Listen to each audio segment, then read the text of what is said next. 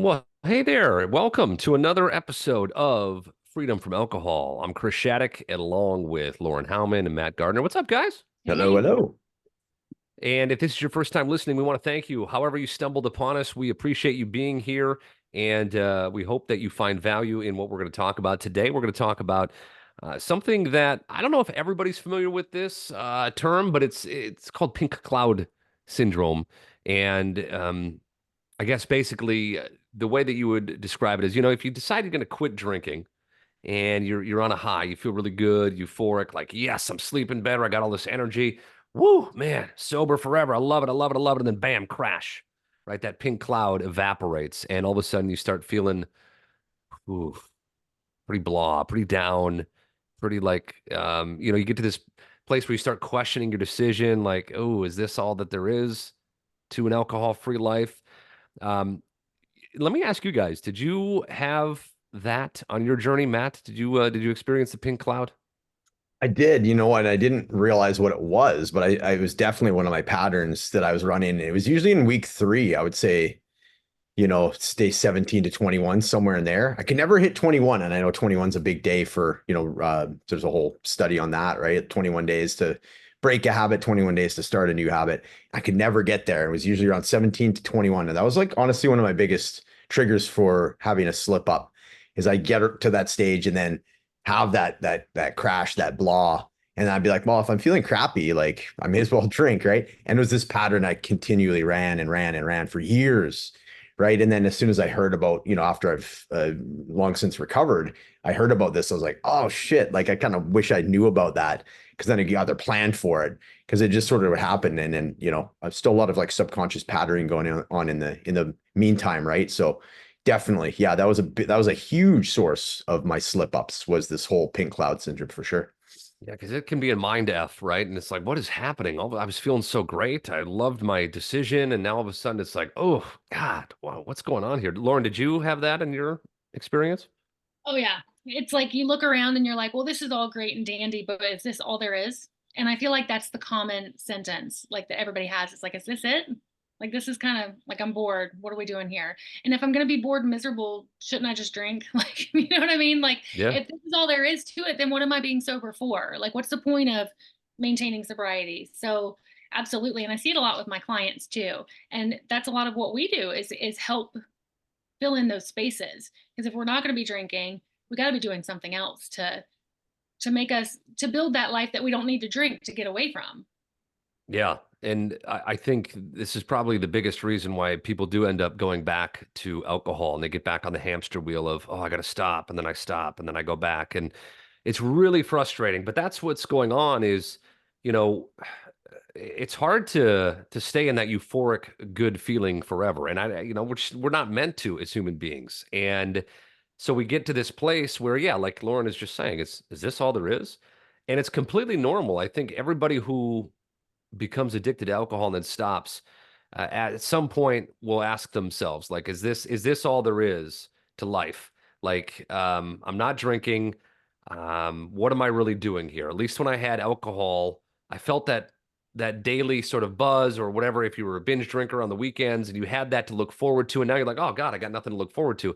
And it can feel like that. And so you're not abnormal if you're having those sorts of feelings. You're absolutely normal. And it's what do we do about it though, right? So if we get to that point where we're riding this high and then bam, it crashes.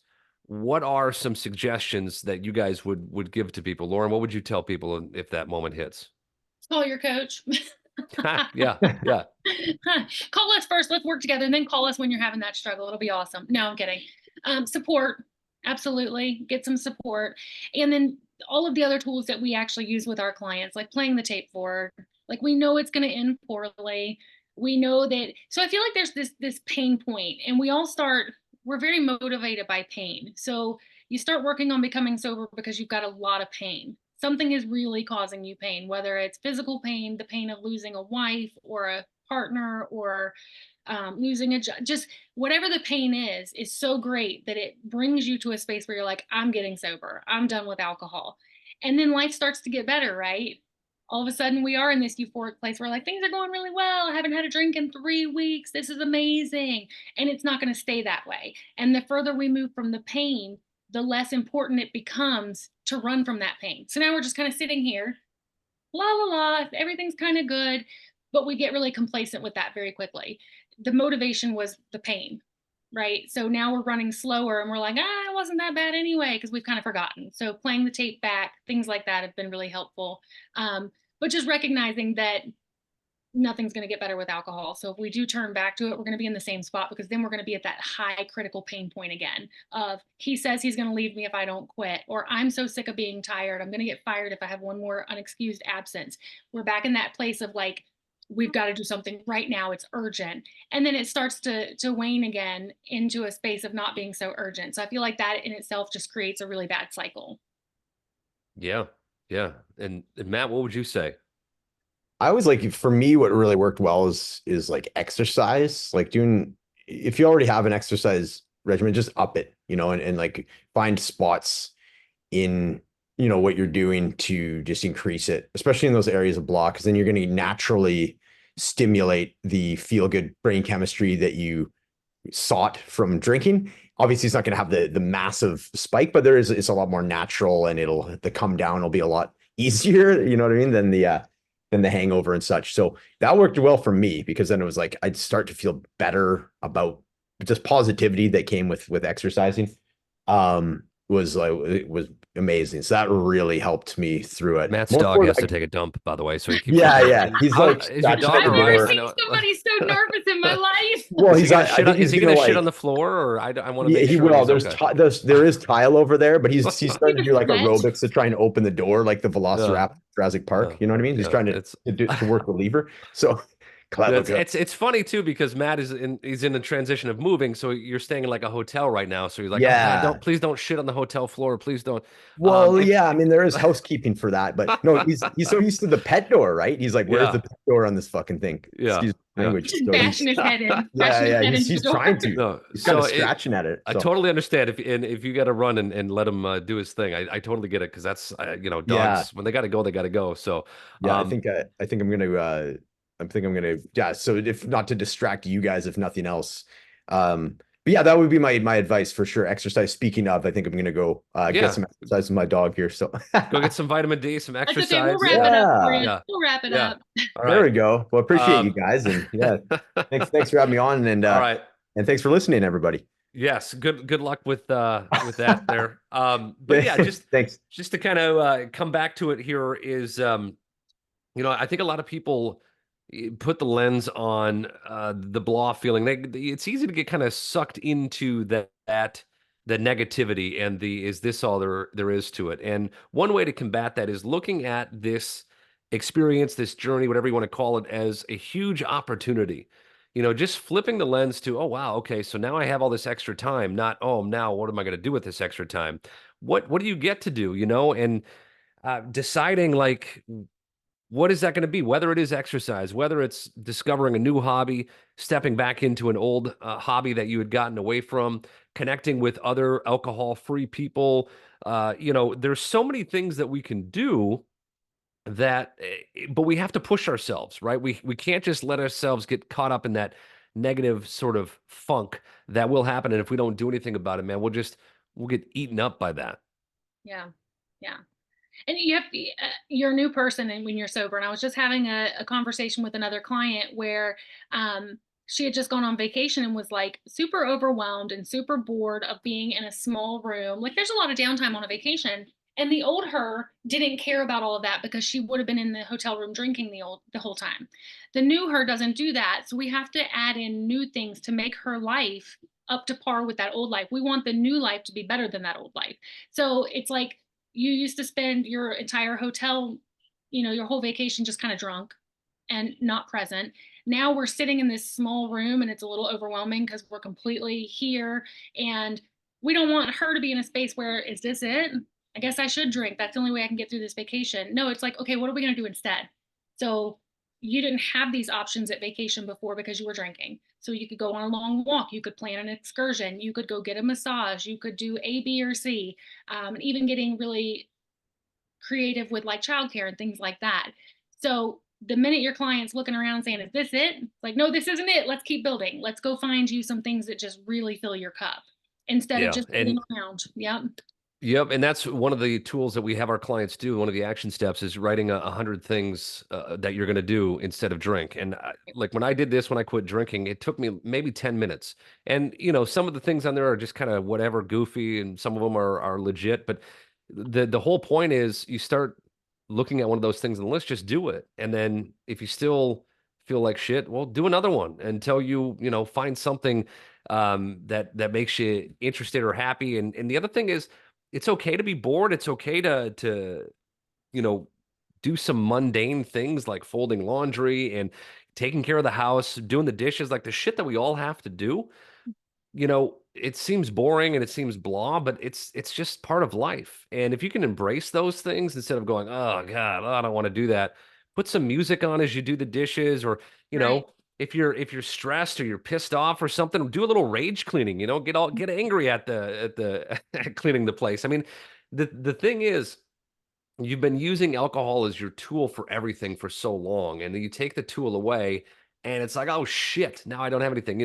Stressed, anxiety, anger, boredom, loneliness, all these things alcohol was the tool for, and now you don't have that. So there is going to be a place where you have to replace all those emotions that are going to come up in an alcohol-free journey, that whether it is going for a walk, just going outside, petting your dog, exercise, like whatever it is for you that's going to get you out of that funk.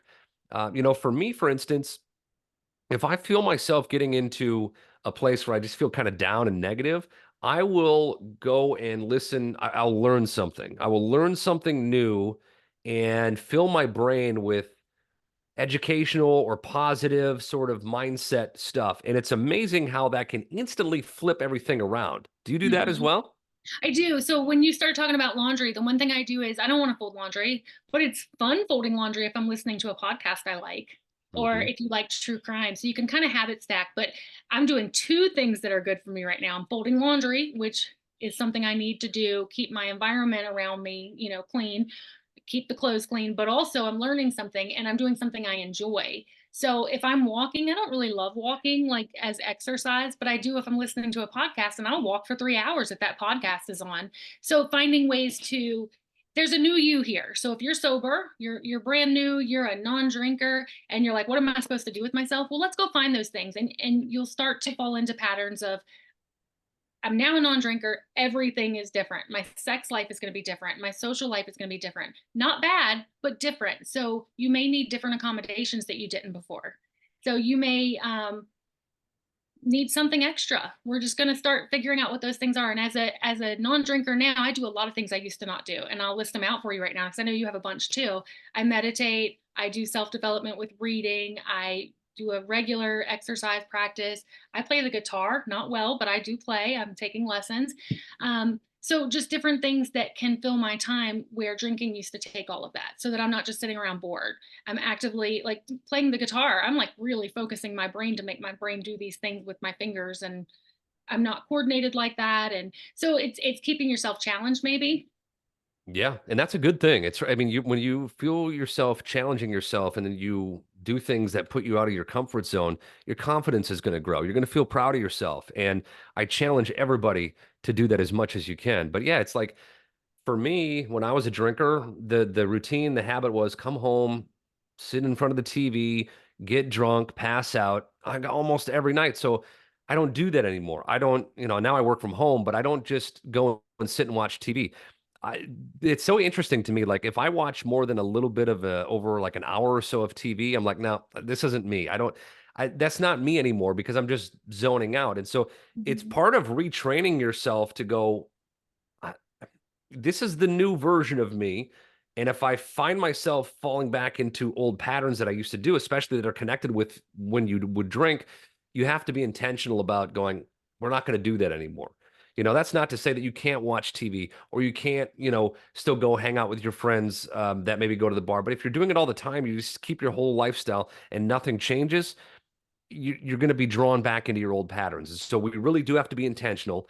So I want to make sure that I point that out. The other part I want to reiterate again is that this is normal and there's no set number of days that it's going to take for you to kind of turn a corner, right? Get really Uh, cozy in that. Yeah. yeah, yeah. And we've had clients that, you know, I remember one woman specifically, she was like, it was day 66 that I turned the corner and I felt like this is the new me and I'm embracing it. And the blah had gone away and now she's kicking ass and crushing it and all that kind of stuff. So you never know. And in my own journey, there was plenty of blah days in the first 3 months, the first 6 months, even the first year.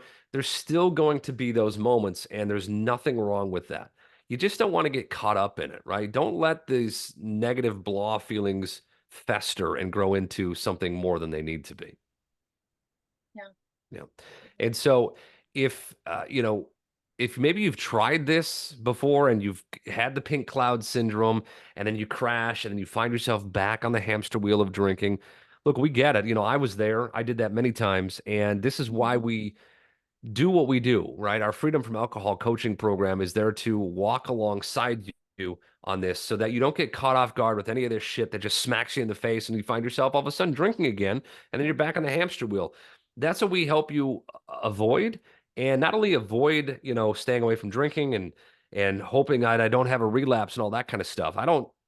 That's not a way to live. It's more about what is my non-drinking life going to look like? How can we get excited about it and help you build towards it? And so that is absolutely one of the things that we do, and it's really fun. It's really fun to watch because you mentioned the woman you were talking to earlier, like the shift she's already made in the last couple of months, and now where she's going to go in the Mhm. next few months. I'm so excited for her, and this happens all the time with the people we work with. It's fun. It is. It really is. And it's when you were talking, I was thinking of status quo. For you to become a non-drinker and then to go sit on that same freaking couch cushion and watch 4 hours of TV, like that was no longer acceptable because you're not that dumb drunk person anymore. And I'm not calling anybody dumb. I'm saying the dumber down version of yourself when you're drunk, inebriated, lit, whatever you want to call it. So you're not as a person who no longer drinks, you're not going to go sit on that one couch cushion and look around and be like, how come this isn't fun? Like, duh, it's not going to be fun. It's Yep. stupid. We're not going to do that. And same, I don't want to watch TV for a long time unless it's a show that I'm really excited about or it's like one of my very few or a new movie or something like that. But most of the time, I'd rather just do something that actually involves my brain Yeah. because I have that brain space now because I'm not drunk, dumb, sick, hungover, all of that. Yeah. So yeah, And um, just isn't it finding a way to interesting control. too how it like allowing ourselves to just be and just sit in some silence for a while? When I Mhm. was a drinker, I couldn't do that. I needed to be something had to be going on at all times. And one of the best things about an alcohol-free life is learning to just, whether it's meditating or just taking a minute for yourself, doing a couple of 3 deep breaths. It's amazing what that can do for you. So not Yes. necessarily if you feel blah, like it's all right, like it's okay. Meditate for a little bit, figure out what's going on. There's nothing to be alarmed about there. But if you want some help, like I said, we this is what we do. We don't just do the podcast. We work one-on-one with people in our coaching community. We have community calls where you get to be with other alcohol-free people that are That's right. just like you, high functioning, successful, driven people, and their main challenge was alcohol. It's not like we're talking about anything else. And we don't just sit around in these community calls, by the way, and just talk about drinking, drinking, drinking. No. Alcohol's bad, alcohol's bad. Because how that's not helpful. We talk about your life. We talk about intimacy. We talk about nutrition, fitness, sleep. We do yoga, we do breath work, we do all of it because I really believe it. If you want to go and move away from alcohol, you got to go and be well rounded with the next chapter of your life. So, Mm. if that's something you're interested in, let us know. And Yes, you love. can click the link below here. Coachbykris.com is where you can hear from other clients that we've worked with, schedule a consultation call with me. We'll see if we're a good fit, what's going to be the best fit for you. And if we can help you and it feels aligned, man, we want to get you in. We want to work with you and turn your life around. So that's exactly what we do, and we love doing it. And we appreciate you listening to this podcast. And again, we try to keep these nice and short because we know you don't have an hour and a half to sit and listen to it. So we keep these bite-sized nuggets. And if you're new, go back and listen to any of the other podcasts. I hope you found value. If you do, share it with somebody who you believe could use it. That's how this gets pushed out to more people. If you leave a 5-star review, leave a couple of comments. As long as you found value. If you didn't, then you can just move along. That's okay. But that's really what helps us get this out to more people, that whole algorithm thing. So we appreciate you being here, and we will see you again next week for another episode of Freedom from Alcohol. I hope Freedom from Matt's dog is alcohol. good. Yeah, I hope Matt's dog got to relieve himself. So I hope so too. That was really fun though, because as you had to like confront the elephant in the room, because as I'm watching the screen with our 3 little blocks, Matt's just like steady looking Yep. at the door and sweat pouring off of his head as he's imagining. Yep, dog's gonna He shit. thinks he's Dog's not gonna gonna shit on get the out. floor. God damn, Oh my he's gonna gosh. shit. He was so nervous. I've never seen him that nervous. He's like, whoa, whoa. So that was fun. Yeah, Yeah. Dad, we're having a good time here. If you want to work with us, it'll be a good time. Maybe your Yeah. dog won't poop on the floor either. All right, we'll catch you next week, guys. All Thank right. See you. ya. Bye-bye. Bye.